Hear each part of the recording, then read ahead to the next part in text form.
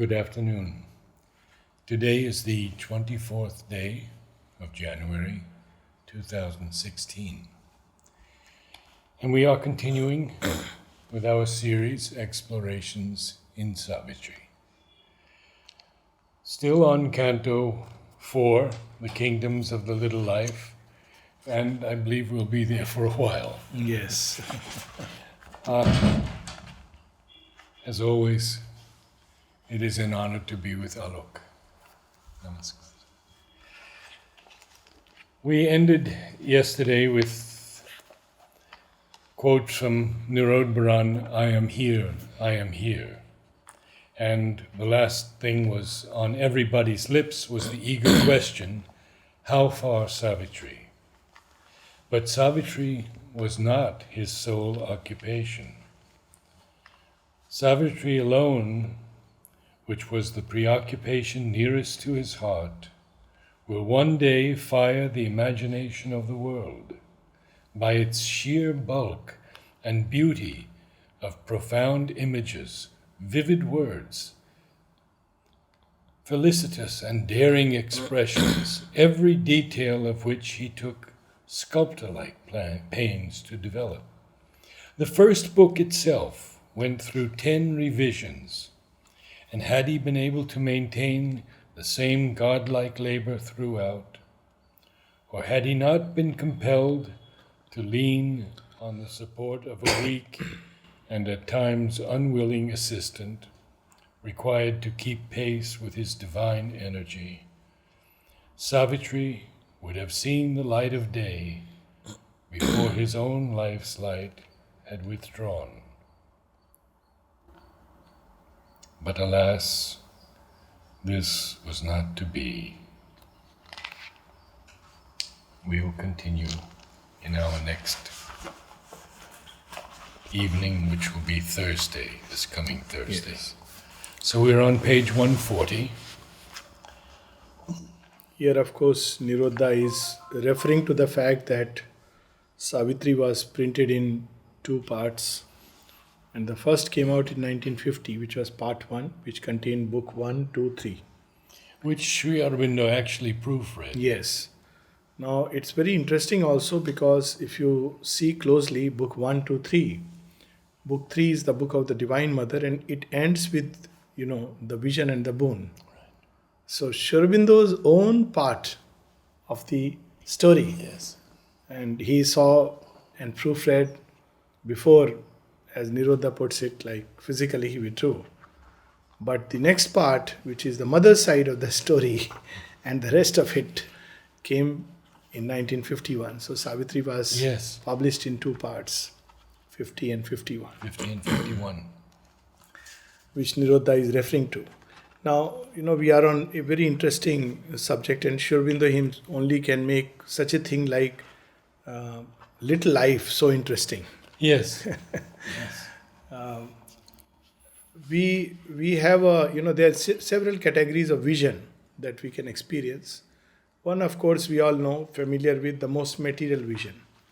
So we look at objects materially and we can augment it with the microscope or telescope, etc. But it's essentially a material vision. It looks at the surfaces of things. Then there is still deeper, subtle vision, which yogis begin to develop. And they can see the occult phenomena, the occult forces at play, and so on and so forth. At third level is the spiritual vision, which a person who has become one with the self sees. He sees the self everywhere, the self in all beings. And it's a profound vision.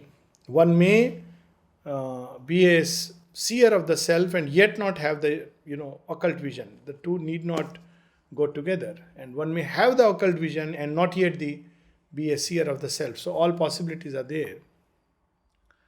But beyond all these, there is the divine vision. Whether we may call it the supramental vision if you like. And in that vision, all these are seen together. Not only together, but also in their interconnectedness in terms of space and interconnectedness in terms of time. This is the supramental vision. It's very difficult to express it in words. That's why the mother says that human language and human consciousness is not yet evolved to express the supramental state.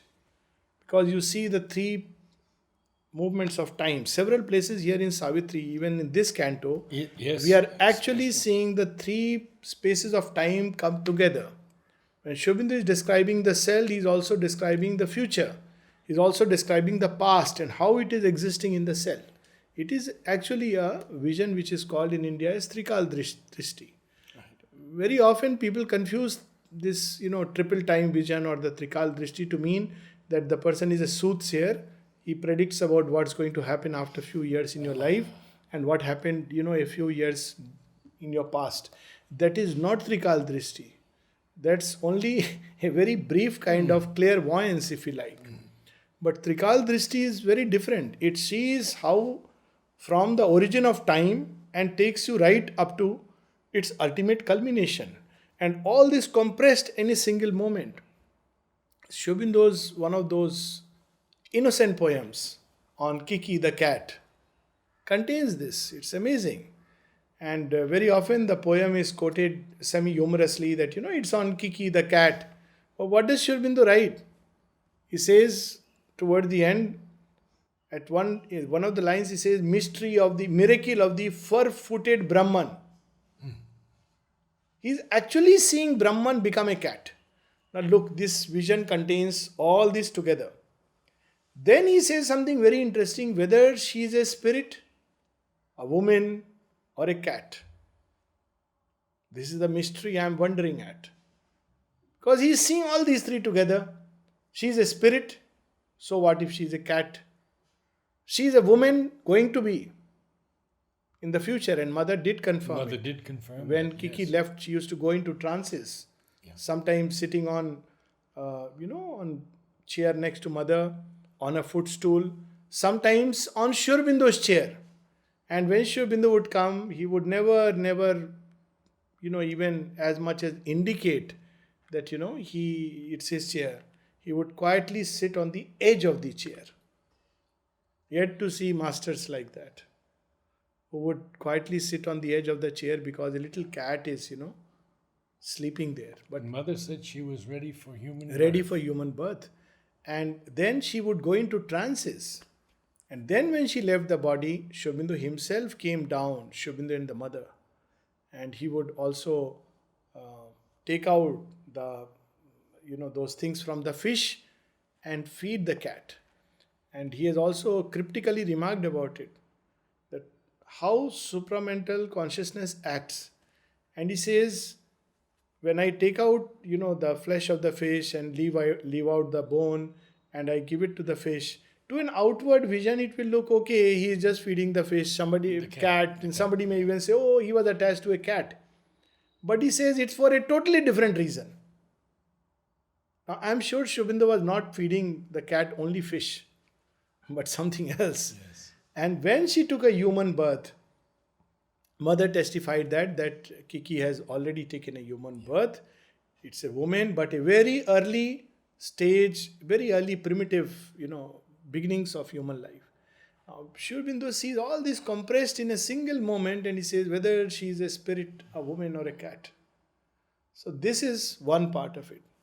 Second is when we understand human life and its problems, we understand it depending on the vision. So material vision will be that it's a material problem. Occult vision will be it's an occult problem. Spiritual vision is that it's a problem of ignorance, awaken. But how does the divine vision see it? Aurobindo says in one of his writings towards the end, 1949, the problem is dual, corporeal and psychological. So problem is not just in the inner being. All who have tried to correct humanity has looked at, oh, this is a problem of character, moral problem. Humanity is suffering from moral problem. Sometimes moral indigestion, which is very dangerous, and sometimes the other swing, moral depravity, moral poverty. And then the solutions are make human beings morally strong by cultivating the sattvic nature. But we know how fragile sattvic nature is. In Mahabharata, Yudhishthira, who is such a paragon of virtues, never speaks a lie, ends up putting on the dice his kingdom, his brothers, and even his wife, not realizing what he is doing. And Aurobindo quotes this example to say that Even a most cultured sattvic man, this is not perfection. So where is the problem? The problem is cellular. And what is the solution? The solution is supramental. So this is the beauty. And we see now how beautifully he is stating the problem. Although on earth are firm, established lives. This is how we think. A working of habit or a sense of law, a steady repetition in the flux. What we call as firm, established lives. Now here there is a very subtle, gentle irony. Although on earth are firm, established lives. That's how we look at ourselves. What is it? Habit, flux, or a law under which we labor, but we don't realize it. And a repetition, no less. A repetition. So here there is a steady repetition in the flux, yet are its roots of will ever the same. That's why at one place, we are often disgusted by so-called sin in humanity. And Aurobindo says there are only two things which are unpardonable. They look like unpardonable. And he says that meanness and selfishness. Two sins. And then he says, yet these two are these are universal. Hence these two must be pardoned. Roots are ever the same. Two sins. Meanness and selfishness. And then he says, and yet these are universal. Therefore, these two must be pardoned. So, roots of will are ever the same. Where is that, these passions are the stuff of which we are made. Once Nirodha told him that I am having this boil, and so there was a lot of humorous banter. Aurobindo gave him, okay, you repeat this mantra. First he sent a rhyme. Oh, blessed, blessed boil within my nostril. Oh, how dost thou make my boss trill? So it was paining. So Aurobindo said, oh, please chant this mantra. Om tat atat, tat atat, T-U-T. So it's not tat. Tat is T-A-T. So Nirodha writes to him next day, I tried it, sir, but it didn't work. I mean, he took it very seriously. So Aurobindo further continues. He doesn't say that, you took this seriously. He says, I didn't tell you what is the way to chant it. He says you have to call 4 Brahmins who don't have a pot belly and are free of sex thoughts in the mind. Now look, how Aurobindo in humor is taking such a dig at human nature that it's Brahmins think they are very superior because they are born of a high caste. And those days, now of course everything is level, but those days to cut a joke on Brahmin, I mean, if there are people walking nearby who were so-called, not belonging to that caste, you are not allowed. You can't touch, you can't come near.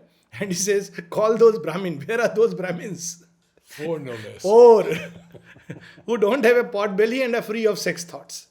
So it's his way of saying to Nirodha that, it's universal human nature. And then, of course, he tells him that how to do it. So that's the other part. So roots are ever the same. These passions are the stuff of which we are made. This was the first cry of the awaking world. Where did they come from? They have not come today. It's not this man, that person. They came when out of matter and mud, life awoke. First cry. So that first cry continues to linger in the cells. It clings around us still and clamps the God. Even actually the gods are subject to it. And within us, the emerging God, it clamps, it draws us back again and again. Even when reason is born and soul takes form, in beast and reptile and in thinking man, it lasts and is the fount of all their life. Even in thinking man, it lasts. Do what you may.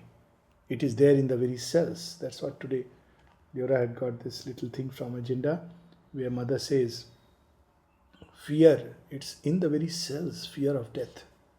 You can intellectually argue everything, but it's there in the very cells. The problem is cellular. That's why he went into all this cellular yoga, because without this, there is no real possibility of divine life on earth. You can at the most have a very beautiful inner being, which is, of course, countless times it has been tried. But the moment you take a material sheath, you take all these issues. So here it is. And he ends that with a period, and then the next line is also a period. Yes. Full stop. Yes. This too was needed, that breath and living might be. It had its purpose. Yes. That was the origin.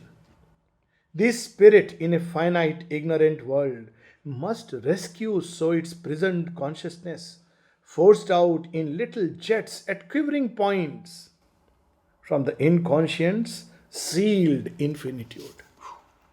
So when a king is in prison, he has to start with obeying the most menial of the jailers. He has to first start please them. That's how people get out of the prison. Then when they are confident, then they say, okay, you are allowed this much freedom. Slowly, slowly. He can't straight away assert his kingliness. They will say, all right, you labor forever.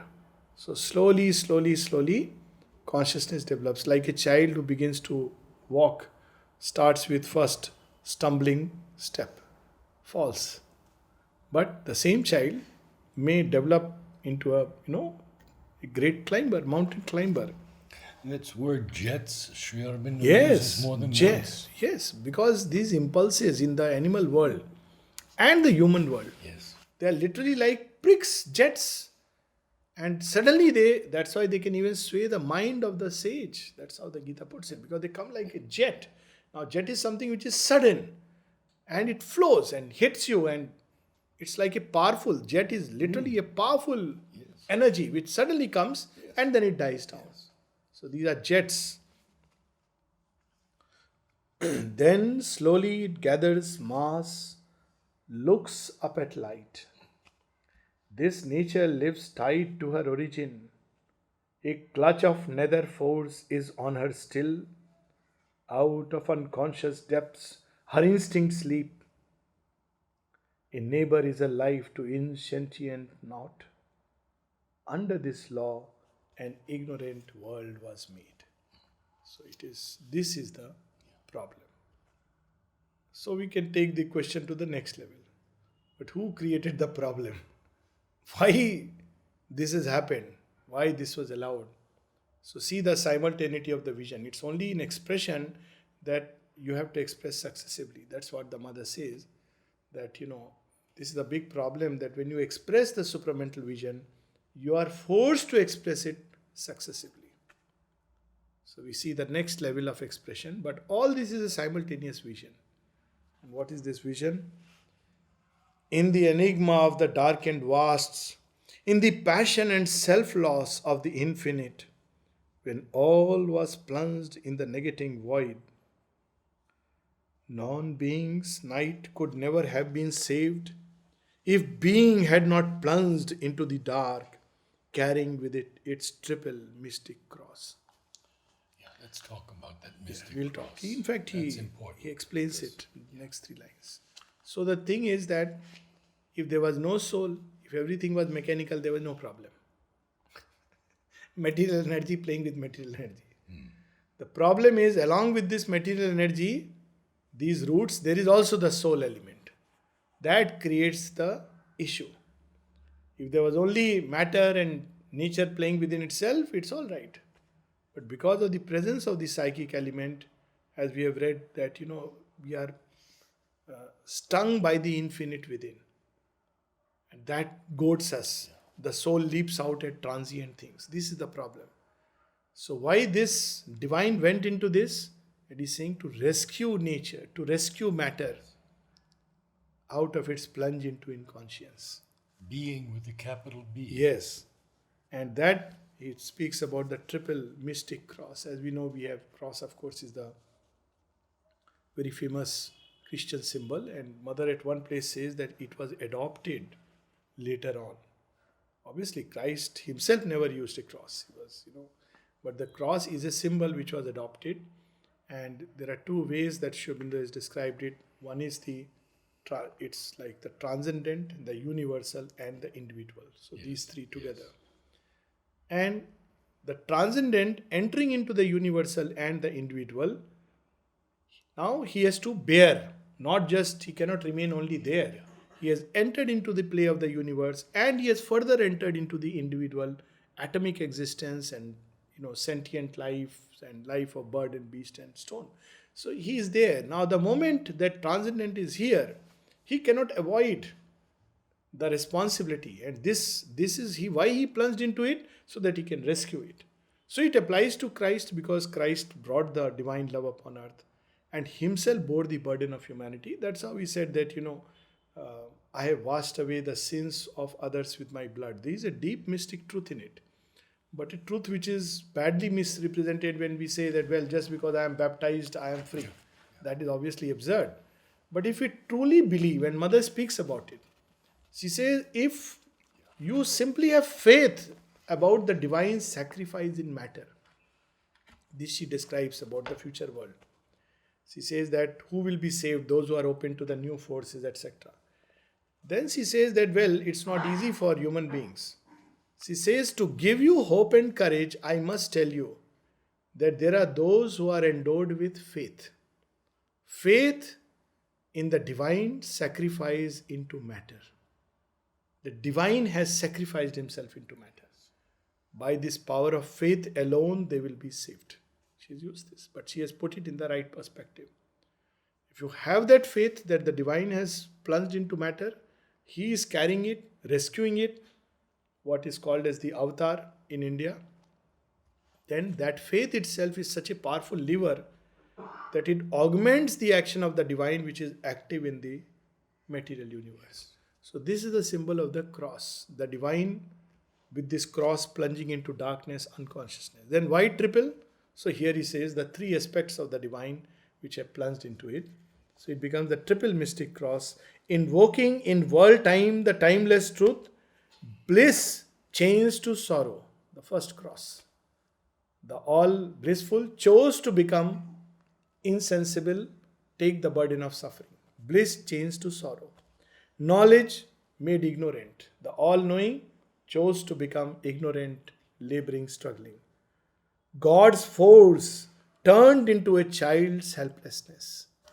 God's force is there in the stone, turned into a child's helplessness. Can bring down heaven by that sacrifice. So this is the triple we see, and of course mother speaks about it later on. She speaks of the four beings, but it's the same thing. Aurobindo at another place also speaks about four, but by and large the fourfold being. But many places we see this reference to three: bliss, knowledge, and force. And this is because in the Indian tradition we speak about Satchidananda. So Ananda is bliss, Sat is truth or pure existence, true existence, and consciousness is force, power, energy. So the Satchidananda becomes what? He becomes matter, life, and mind, the insensible. So this is the triple mystic cross. The being has plunged into this darkness so that here he can establish the timeless Invoking truth. in world time Yes, the timeless, truth. truth. And therefore, a contradiction founds the base of life. The eternal, the divine reality has faced itself with its own contraries. He is the one who is facing all this. We think we are, but deep inside, Krishna says this mystic truth. Same thing in Bible. I have taken upon myself the sins of humanity. Krishna says this in Mahabharata. He says, when humanity suffers, when creation suffers, I take that suffering onto myself. Eventually, that's where the buck stops. The last. So, we see this. The eternal, the divine reality has faced itself with its own contraries. Being became the void and conscious force, nescience and walk of a blind energy. So being, he becomes void, non-existent. Existence becomes non-existence. Non-being, this is a way of saying. Being becomes non-being, a void. Conscious force. Conscious nescience. force becomes nescience. Neither there is knowledge and it is a blind energy. Yeah. And ecstasy took the figure of world pain. So we see again the triple mystic cross. Ecstasy takes the figure of world pain. In a mysterious dispensations law. Now you see the beauty of Aurobindo is, I just love this way of expression. He is revealing all the mystery. Still he uses the word mysterious. And it's very interesting because even after the mind has understood all, has it really understood? It's still a mystery. It's still a mystery. What would have been that moment when the being chose to plunge? If you really look at it that way, we don't really understand. But still, all that we can say is that at some level we comprehend by the grace. At some level, because of a drop of that truth, that light shines and does something. And yet it is a mystery. In a mysterious dispensations law, a wisdom that prepares its far off ends, planned so to start her slow aeonic game. Again, the story of Mahabharata. How this wisdom works.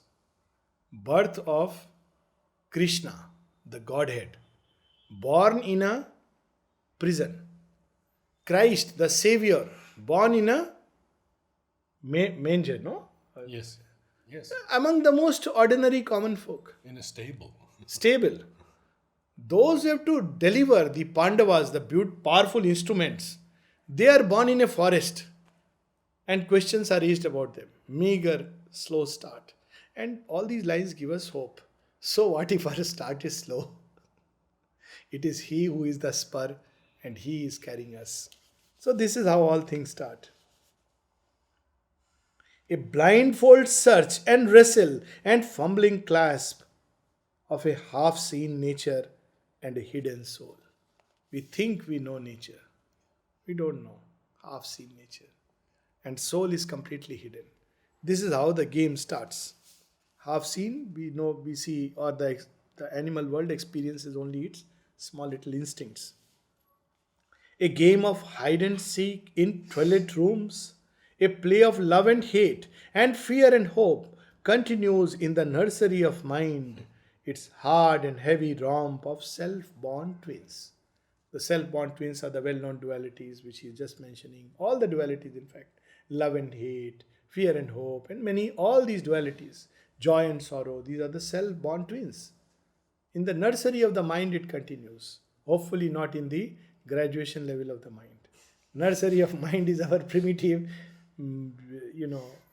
mind which is full of these, which he will also describe, physical mind, vital mind, even a rational mind. This is a nursery of the mind. The real mind stuff has not yet really manifested. So there it continues this game. At last, now he's continuing it. You see the vision in one sweep. Where did we start from? The worm. Even before that. And where is he carrying us? What a flow. At last, the struggling energy can emerge and meet the voiceless being in wider fields. Then can they see and speak, and breast to breast in a larger consciousness, a clearer light, the two embrace and strive, and each know each, regarding closer now the playmate's face. Who are these two will meet? Nature and soul, the divine and his playmate, eternal playmate. They alone were playing in many forms. Hide and seek. We just got caught, by the way. They are the players, real players. We are the football. But we can choose to be conscious and become the player. And we can choose to be the conscious force in existence. That is the choice we can make. This is very nice. I am reminded of a little Sufi mystic poem. So the poem goes, it's in Urdu, I'll say that, and then the English translation, because there's a flavor in it. So the poet, mystic poet, is telling us, humanity, जी चाहे तो शीशा बन जा, जी चाहे पैमाना, शीशा पैमाना क्या बनना, मैं बन जा, मैं खाना बन जा. So it says, if you want, you can become glass. Glass is a material. Or you can become a cup made out of that glass. Or you can become the wine inside the glass, inside the beaker. मैं बन. Or you can become the storehouse where wine is, distillery. And then he says, or why you go through all this process? मैं बनकर, मैं खाना बनकर, हस्ती से बेगाना बन जा. Forget yourself. and then become divana, totally one with that ecstasy. It's a very powerful poem. And then, just to complete that poem, because since we are at it, he says, you can become the dust of the Lord's feet. And that dust, the Lord lifts up and puts in his eyes as surma, that kajal. And then he says that awaken in yourself so much fire. Why you want to burn and bask in other fires? सीख जहीन के दिल से जलना, काहे को हर शम्मा पे जलना. Why you are looking for fire here and there? अपनी आग में खुद जल जाए तू ऐसा परवाना बन जा. Become such a being that you burn in the fire that burns within you. So why every time in the world contact, basically the ego is looking for deliverance. In the wrestle and in the embrace with the world, it's looking for deliverance. When it is wrestle, then after a while say, no, I am not enjoying because it's losing the game. In love, it enjoys it. But both case, you lose the ego. But why you want to do in this indirect way? Awaken that fire inside that the ego is burnt to ashes and the true being emerges. So, this whole thing somehow reminded me that at last they can see each other in a closer light and in a more intimate way. The two embrace and strive and each know each. Regarding closer now the playmate's face. It's not that nature is bad or it's, why I have got this nature. No, it's a game. Take this nature to the Lord. Offer it to the Lord. That's what she wants ultimately. She has come to us praying for deliverance. We should not complain or, turn away. That's why Mother says, share your own burden of all that is anti-divine. Mother's words. Yeah. Very powerful. Even in these formless coilings he could feel. Now you see, he connects. See this Trikal Drishti. He has told us the whole thing and putting us back on focus like in a cinema, and then you zoom back and you show, even in these formless coilings he could feel matter's response to an infant stir of soul. Formless coilings. In this Trikal Drishti, I must tell you that when you came before Mother, spontaneously, immediately, you knew that she saw the past, Everything. the present, Yes. and the future. Yes. There's so many examples of that. Absolutely. Aurobindo once even told someone when he said, sir, how do you know? When he said, oh, you were Bajirao. And his brother who was a skeptic said, sir, how do you know? Because Bajirao has died long back. So Aurobindo looked at him and then he said, oh, you are testing the divine. Then he told how he is going to die. Where? In the same place where Bajirao had died. And it actually happened, and then this man called him and said, you know what? You remember what Aurobindo had said? This, and many lives behind and in front. So what are, this word formless coilings, somehow, it's very interesting because normally coilings, okay, you will think of a serpent and, worm, but these are not formless coilings. Formless coiling only makes me think of somehow the ribonucleic acid and the DNA in the cell. That is the first stir of formless which is taking a form of life. So Aurobindo is carried because that's where he started. The prokaryote life. Matter's response to an infant stir of soul, in nature he saw the mighty spirit concealed, watched the weak birth of a tremendous force, pursued the riddle of Godhead's tentative pace. What a lovely line. These sometimes, these words Aurobindo uses like a master artist. At one place he uses the word, in nature's instruments loiters secret God. I mean, to use the word loiter. And here he uses a very gentle word, tentative, not deliberate. Yeah. Tentative gives the feeling that it's okay. There is a certain degree of, casualness involved, even though there is thought in it. Okay, I have to go there, but let's, lolling. Lolling is a word he has used. Each lolling is a pose. It's not just a lolling. So, tentative pace. Heard the faint rhythms of a great unborn muse. So this is the vision of the total picture, and then he continues, after this initial beginnings of life in matter, then came a fierier breath of waking life, and there arose from the dim gulf of things these strange creations of a thinking sense, existences half real and half dream. So, in the beginnings, there is only perception, jets of energy, instincts, that's it. Then comes thinking sense. It's very interesting that there are something like a rudimentary mind, but purely a sense mind. Mind which exists only by the sensations. And it continues in a lot of people, they cannot think unless it's something like there, concretely, sense. It's through the senses that thoughts arise, not without the senses. It's a very powerful mind. A life was there that hoped not to survive. Beings were born who perished without trace. Events that were a formless drama's limbs and actions driven by a blind creature will. A seeking power found out its road to form. Patterns were built of love and joy and pain and symbol figures for the moods of life. An insect hedonism fluttered and crawled. Various moods of life. And then look, insect hedonism. I mean, hedonism, of course, there are big philosophies of hedonism, and generally it's bad enough. So then to include the adjective, Aurobindo is using what an adjective, almost like the insect hedonism. Yeah. I mean, he almost reverses the whole thing and makes it appear really what really is behind this whole philosophy of hedonism, that we are here to have joy. Well, insects are also here to have joy. That kind. I mean, if we really call it really joy, insect hedonism. And basked in a sunlit nature's surface thrills and dragon raptures, python agonies.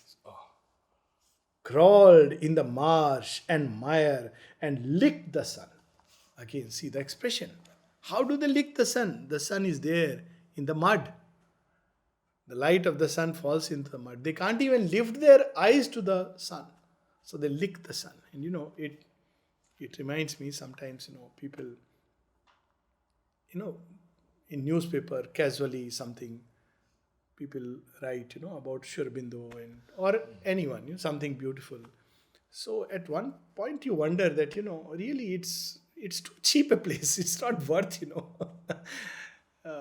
and eventually these newspapers, what happens to them? They go and people use them for, all kinds of things. But even there, the lot can still work. You know how Amal Kiran got to know about Aurobindo? Because there was a wrapper. Yeah. Shoes were wrapped in a newspaper in which he read about Aurobindo and the mother and the ashram. And incidentally, not good things. And that attracted him. Typical Amal Kiran. Yeah. That attracted him. Oh, if this is the ashram, I must go and see. So, this you will also see sometimes as you walk through that, sometimes on the pavements, people will be selling Mother Aurobindo's pictures. Put pell-mell. And they're all lying there. Sometimes you wish, people could go inside. They're nice places, lovely pictures are there, and they're lying there. But you know what? There are people who would pick up from there. You just can't. And it's the same light. So very often, I when I see it, I just think that just as the divine has chosen to become mud and matter, he has chosen to be, on the pavement in all these little photographs. So that's how in the early consciousness, it responds to that. So licked the sun. It can't yet see the sun or lift the eyes, doesn't know about sun. Still, it draws something from that energy of the sun. And it's okay. So that justifies it. Huge armored strength shook a frail, quaking ground.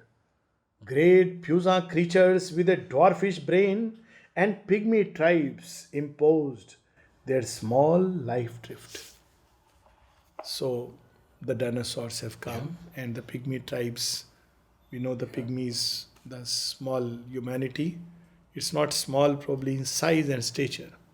It's small within its brain, the cranium. It is not yet developed. in a dwarf model of humanity. Nature now launched the extreme experience. So here he also is not condemning. He looks upon the pygmy tribes as nature's extreme experience launching. It's a launching pad. Like, you have those space satellites launched from a base. So the pygmy tribes were the launching base for nature to carry her extreme experience. What is that extreme experience? Of Godhead in matter. This pygmy tribe will evolve into Neanderthal, and Cro-Magnon has gone, and Homo sapiens erectus, and Homo intellectualis, and Homo psychicus. Aurobindo words, not mine. He uses that, when Dilip Kumar Roy spoke about the intellect and all. He said, why do you assume that Homo intellectualis,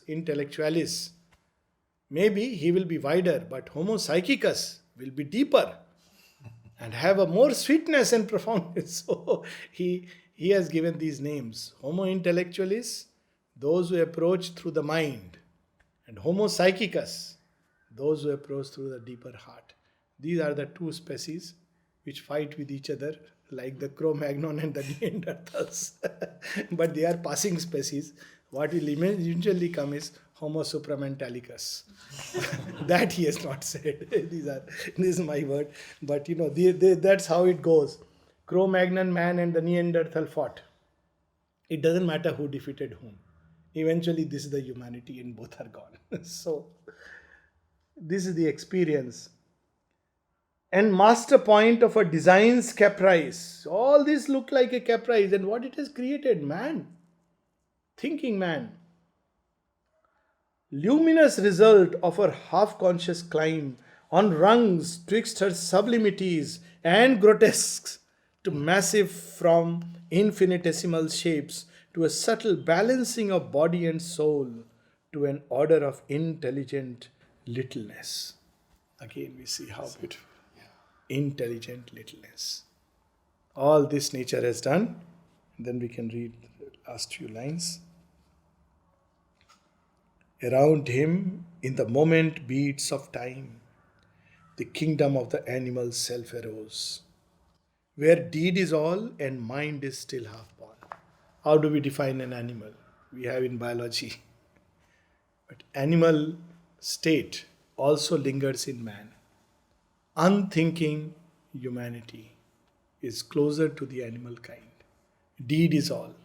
And even when we look at people only by the external, where deed is all and not the thought. So this continues. Because in the animal world there is no thought, deed. And it's natural for the animal world.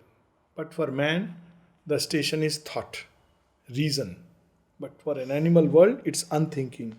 Where deed is all and mind is still half born. They have a mind but half born. And the heart obeys a dumb, unseen control. The force that works by the light of ignorance, her animal experiment began. Look at it, light of ignorance. Ignorance is not an absence of light, that is nescience. Ignorance is half light, half darkness. It's the grey zone between the black and the white. So this grey zone is ignorance. Completely, seemingly, of course, there is no state where there is no knowledge, but a state where you can experience it like that is the inconscient. But ignorance is the first awakening of the inconscient to light. Crowding with conscious creatures, her worlds came, but to the outward only were they alive. Now see how beautifully conscious. We say, oh, I am conscious. Conscious of what? Only to the outward they were alive. Of course, later animals become aware of inner being. But in the beginning, animals are alive only to the outward. Only they replied to touches and surfaces, and to the prick of need that drove their lives, a body that knew not its own soul within, there lived and longed, had wrath and joy and grief. This is the animal life he is describing from a spiritual point of view. We could have stopped here, but we just take 5-6 lines because it will end this movement and something new will start. A mind was there that met the objective world as if a stranger or enemy at its door. See extreme paranoias where people begin to become afraid, suspicious of everybody. This is from the regression to an animal past. Animals will, the dog will bark at any unfamiliar sound. The snake will hiss. You may be a great person. Your identity card has no validity there. It will still hiss and bite you if you go near or press on the tail. So it is like at everything that is strange. And unfortunately, this state lingers even in the human being. Its thoughts were needed by the shocks of sense. All that it sees, hears, by that it thinks. Shocks. Needed. Its early mind, the sense mind, wakes up in the animal world. That's why they say very interestingly that cobras, it's very interesting, these myths or, these so-called superstition, they carry a truth inside. That if you kill a snake, the female snake, cobra, if you kill a male cobra, the female cobra captures your photograph and then will trace you wherever you are and will find you and kill you. Now, obviously, it's too much of a story to believe. But there is a truth in it. How does an animal know and trace you? One, it just captures, like a sense mind. It speaks about the sense mind in an animal world. That's all it knows. And through that sense mind and whatever that image, it has an instinct which traces you. Police can't trace you. Scotland Yard police will find it difficult. But she can trace you. Now, this is purely a sense mind, which I am not saying whether this is true or not. I really don't know. And I think it's not true. I don't know. Well, it would be fine if it is true. People, the way, they destroy life forms and kill, even in cobras and all like that. But the point is that the animals have only a sense mind. And that sense mind awakens what can be called as spurts of thoughts, memories. That's all it has. It captured not the spirit in the form. It entered not the heart of what it saw. It looked not for the power behind the act. So animal mind doesn't see intent and what was really happening inside, just sees the external. It studied not the hidden motive in things, nor strove to find the meaning of it all. This is the difference between animals and man. It has nothing to do with the number of feet and horns and tail and what you eat and don't eat. It has to do simply with people who are driven by the sense mind, for whom deed is all, and based on that they form all kinds of opinions and views, who are frightened at every strange contact that, let me back off this, whatever. So they try to move in that kind of a close group, mostly a small little family or something connected, because they are afraid. Everything else is like a stranger, like animals. They move in herds, it's a herd instinct. See across Tanzania, thousands and thousands of zebras crossing together. It's a massive show of strength, like political parties. When I see them, I think of the political parties in India back home. It's very much the same. So otherwise, if they go alone, the lions, called the average human being, will tear them away because they do such chaotic things. But when they are in like that, like zebras, so even the lions get intimidated and they are, quietly hiding behind the bush for their chance. So this is how we have the animals with the herd instinct living, and everything else is strange, to be afraid of, to be suspicious of. So this is the animal world, which doesn't go to read what is the intent inside, what is the deeper sense of things, is there a meaning in life or not. This is not given to unthinking man. So we'll stop here and continue on Thursday.